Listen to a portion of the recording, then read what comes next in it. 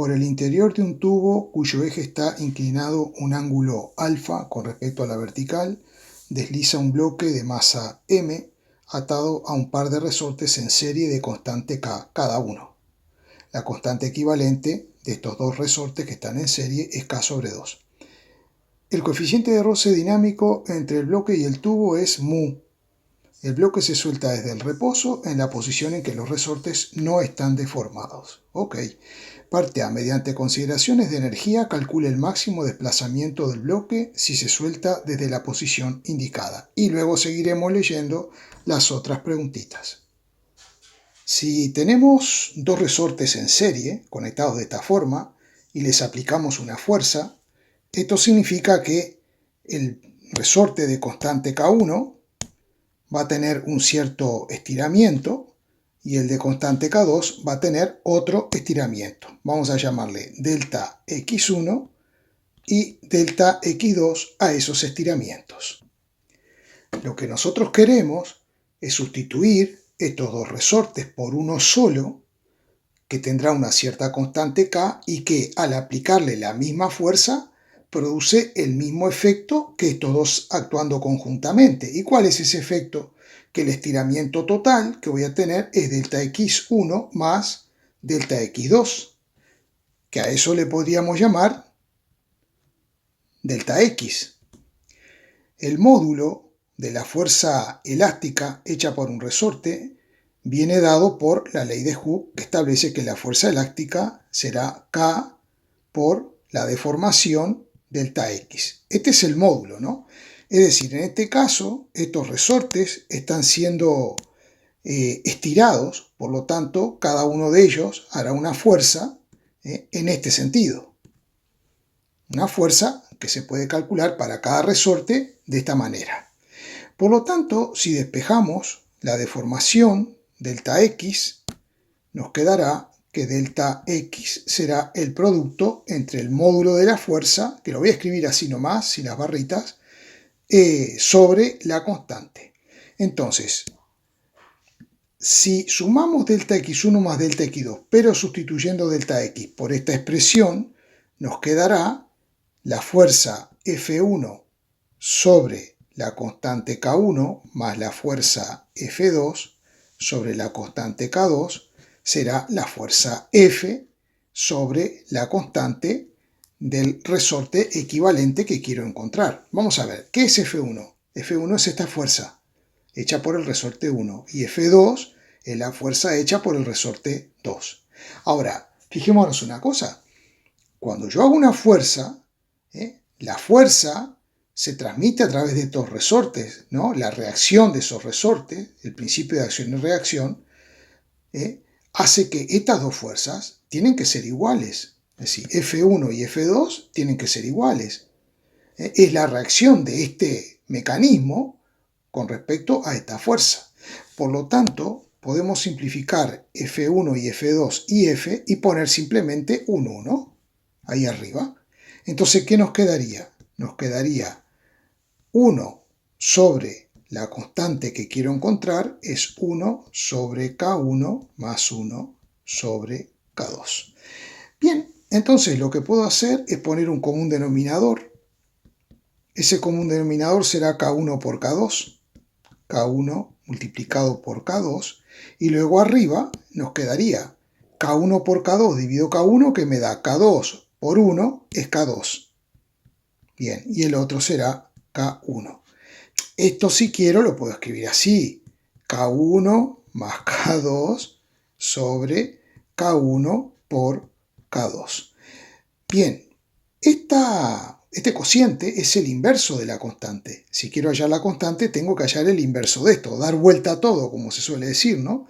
Entonces la constante me quedaría el producto de K1 por K2 sobre la suma K1 más K sub 2.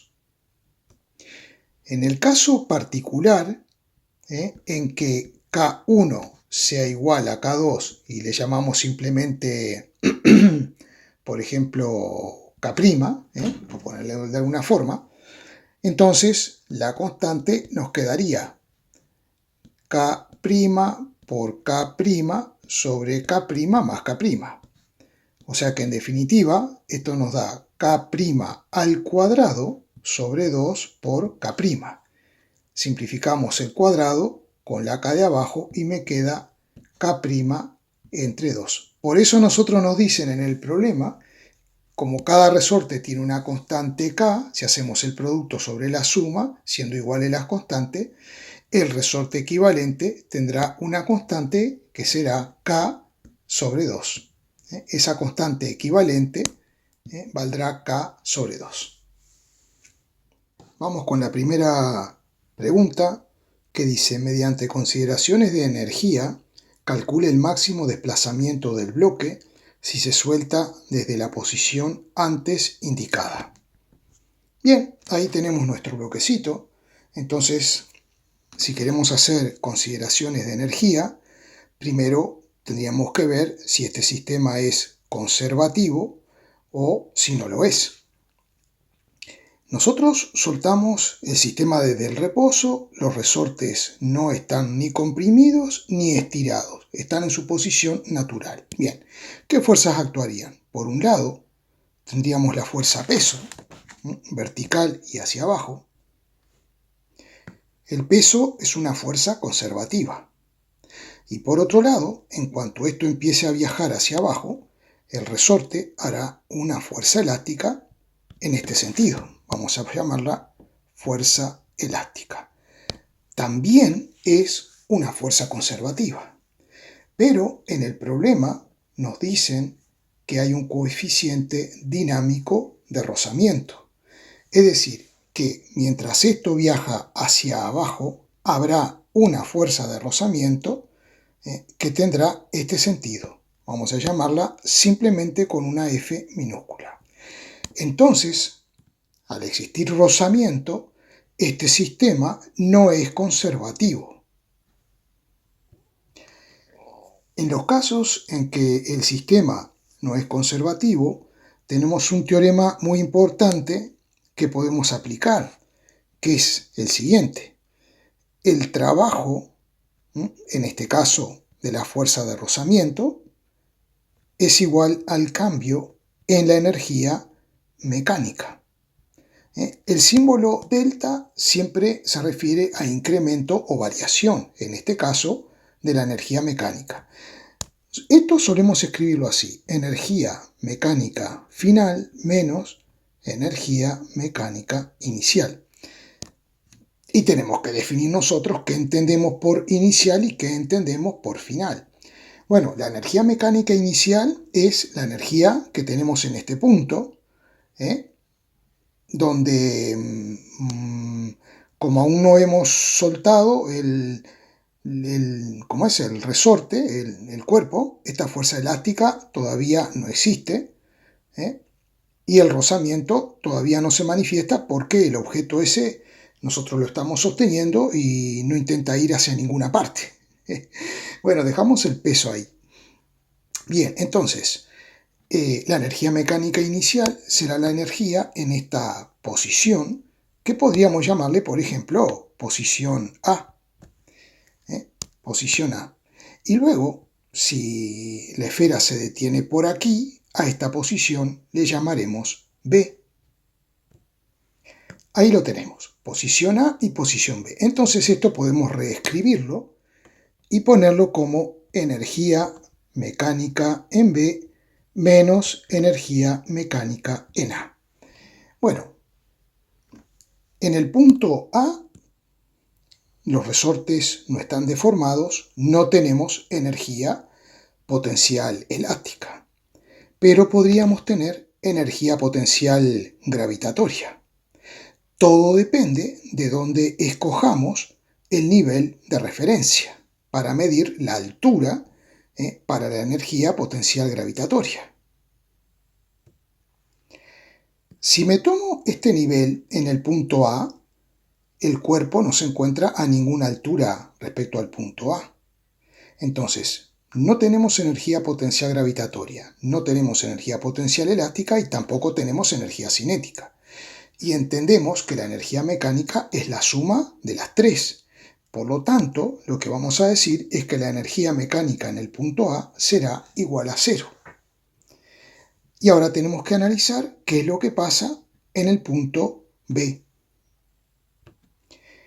En el punto B, el objeto se encuentra a esta altura h respecto a este nivel. Por lo tanto, la energía potencial gravitatoria será negativa. Cuando el nivel está por encima del objeto, la energía potencial gravitatoria es negativo. Y al mismo tiempo, el resorte equivalente, ese que hemos considerado, se habrá estirado esta distancia x. Podemos vincular x con h, porque eso vamos a tener que hacerlo. Aquí tenemos un angulito alfa. Esta recta es paralela a h. Y esta recta es común. Entonces puedo decir que aquí tengo el angulito alfa también. El criterio es alternos internos entre dos paralelas. Repito, si tengo dos rectas paralelas y las corto con otra recta, estos ángulos que se forman aquí se llaman, son iguales por el criterio de alternos internos. Entonces, ¿cuál es la relación que habría aquí? Bueno, tengo un ángulo recto en esta esquina, tengo un triángulo rectángulo, por lo tanto son válidas las relaciones trigonométricas, seno, coseno, tangente, etc. H es el cateto adyacente o contiguo al ángulo alfa y X es la hipotenusa. La relación que vamos a plantear es coseno de alfa. Coseno del ángulo alfa será el cociente entre h y x. Por lo tanto, puedo decir que h es igual a x por coseno de alfa, o que x es igual a h sobre coseno de alfa, según lo que yo quiera utilizar. Entonces, la energía mecánica en el punto B será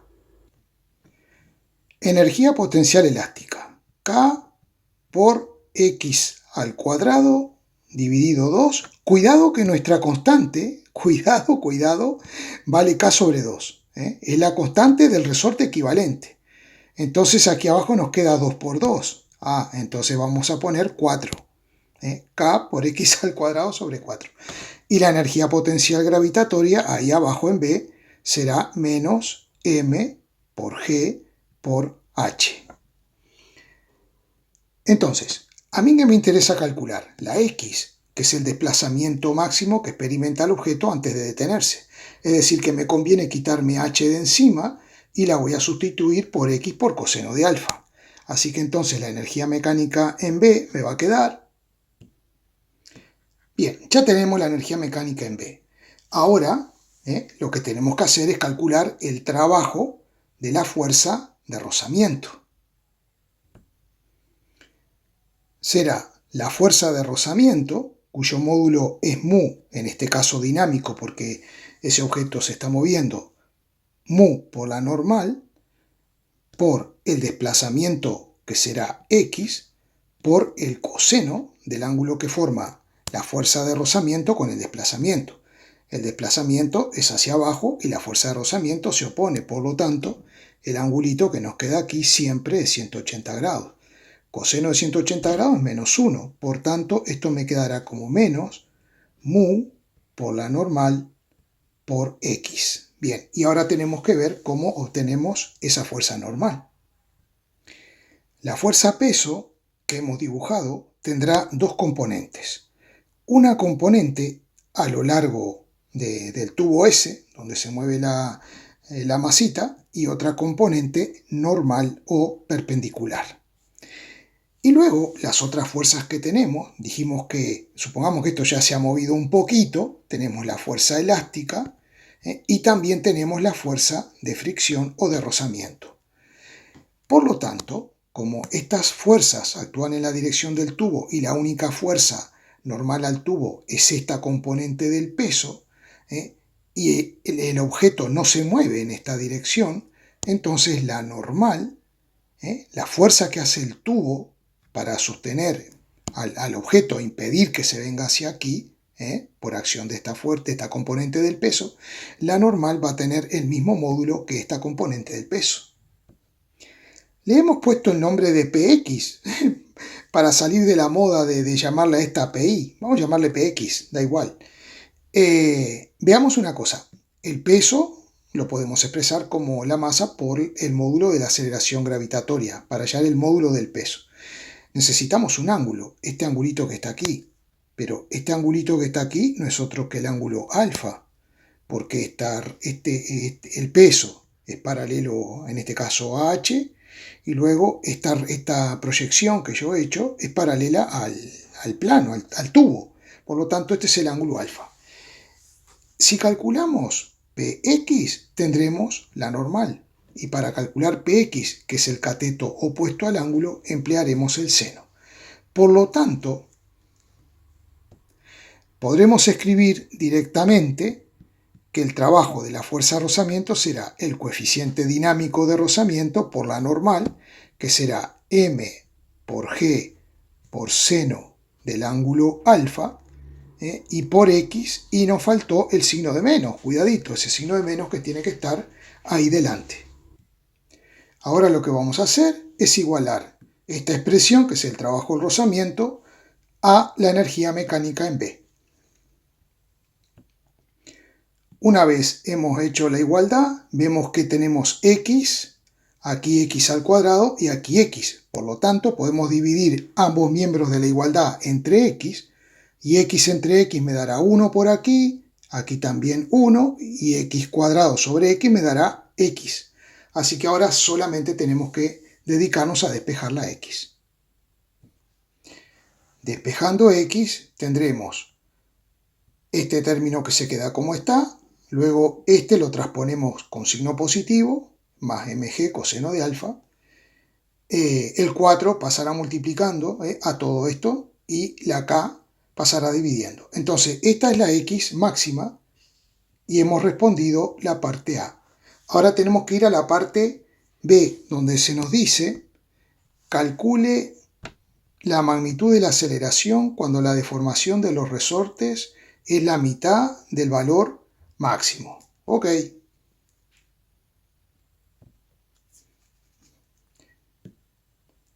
X será la mitad de esto. 4 dividido 2 nos da un 2, que lo pongo aquí. He sacado mg de factor común y nos queda m coseno de alfa, y luego menos mu por seno de alfa. Y ahora tenemos que ver cómo calcular la aceleración. Tenemos dibujadas las fuerzas, el peso con su componente Px y Pi. Ahora sí estoy respetando lo de x e y, porque como nos ponen un eje x así, bueno, vamos a tomarlo así y ya está. Aquí tenemos la fuerza elástica, y aquí tenemos la fuerza de rozamiento. Entonces lo que vamos a hacer es aplicar la segunda ley de Newton, que, como ya sabemos, establece que la sumatoria de las fuerzas es igual al producto de la masa por la aceleración. Me faltó dibujar la normal, pero de todas formas tengamos en cuenta que el peso i, o sea la componente en i más la normal, nos dará 0, o sea que en esta sumatoria ni siquiera las vamos a poner, porque la suma de esos dos vectores es 0. Px apunta hacia las x positivas, y como es un cateto adyacente, lo vamos a escribir de la siguiente forma. Vamos a escribir Px como m por g por el coseno del ángulo alfa, y lo acompañamos del versor i, porque apunta en el eje x. Luego, la fuerza elástica es contraria, y entonces la ponemos como menos k por x, que esto es la ley de Hooke, y lo acompañamos de i. Y la fuerza de rozamiento también apunta hacia arriba, nos quedará menos mu por la normal, según i, y todo esto es igual a la masa por la aceleración, que casi no me da la pizarra.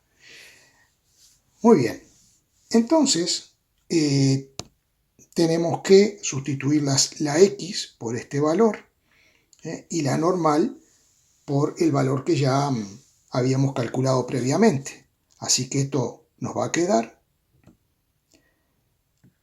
hacemos la sustitución de x aquí y de la normal, que era mg por seno de alfa. Observando la igualdad, vemos que la masa aparece en todos los términos, por lo tanto, la podemos simplificar. Y ya tenemos la aceleración. También me he dado cuenta que podemos simplificar k. Entonces, esta es la aceleración. Y tenemos que ver si esto, por lo menos dimensionalmente, está bien, ¿no? Primero, si aquí yo he puesto un paréntesis curvo, lo lógico sería que aquí pusiera un corchete, ¿no? O paréntesis recto, ¿no? Bueno, esto lo arreglamos ahí sobre la marcha, para que quede bien. Luego, pero vamos a lo importante. G tiene unidades de aceleración porque es una aceleración. Y el coseno de alfa no tiene unidades, así que esto dimensionalmente es una aceleración. Aquí ni el coseno de alfa, ni el seno, ni mu tienen unidades, son adimensionados, por lo tanto este término tiene unidades ¿de qué? De aceleración, está bien.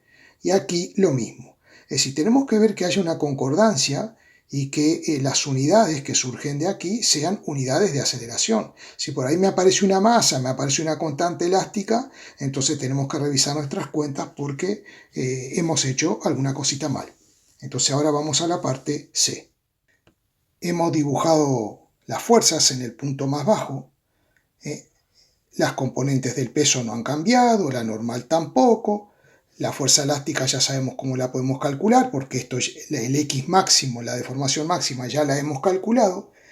Pero lo que tenemos que tener en cuenta es que esta fuerza de rozamiento ahora es una fuerza de rozamiento estática. Es una fuerza de rozamiento estática. Y la máxima fuerza de rozamiento estática